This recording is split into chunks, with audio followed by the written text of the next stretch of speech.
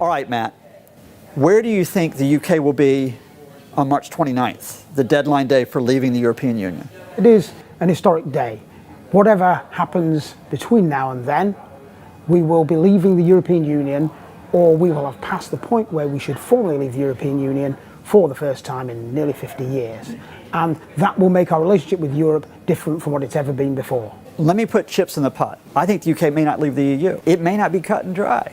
You think that we're definitely gone from the EU, whatever happens, even if there's an extension of Article 50?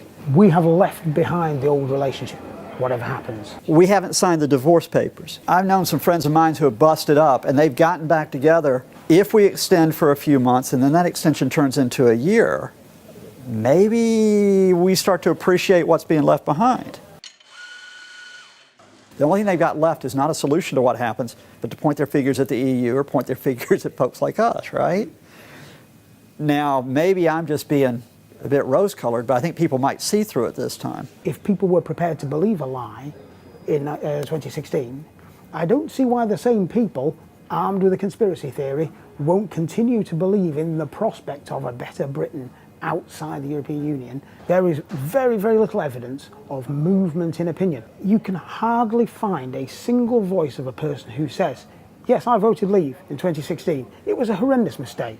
All right, so we've talked about the UK, but to flip it for just a minute, does this mean the European project is over? Things will change in Europe. Whether that means the European project is over is very doubtful. The European Union has played pretty well at maintaining ostensible solidarity. I'm going to agree with you. I'm going to raise you. I think this process has actually made the EU stronger. While this has been going on with Brexit, they've signed a major trade deal with the Canadians, and they've just signed a major trade deal with the Japanese. So economically, they're actually moving into a better position at this point. I think in 5 to 10 years, if we do come fully out, I'm not sure we will, but if we do come fully out, I think we're back within the EU, either fully within or on a single market customs union, but a closer relationship. You know, anything could happen in 5 years. That's true. Certainly in a longer period than that, we might go back.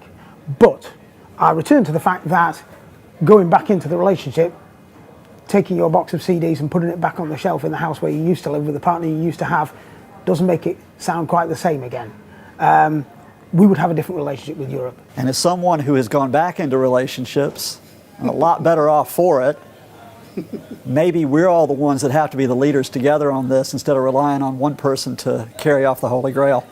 So that's what I'm going to drink to at the end of this and hope for a better future for all of us.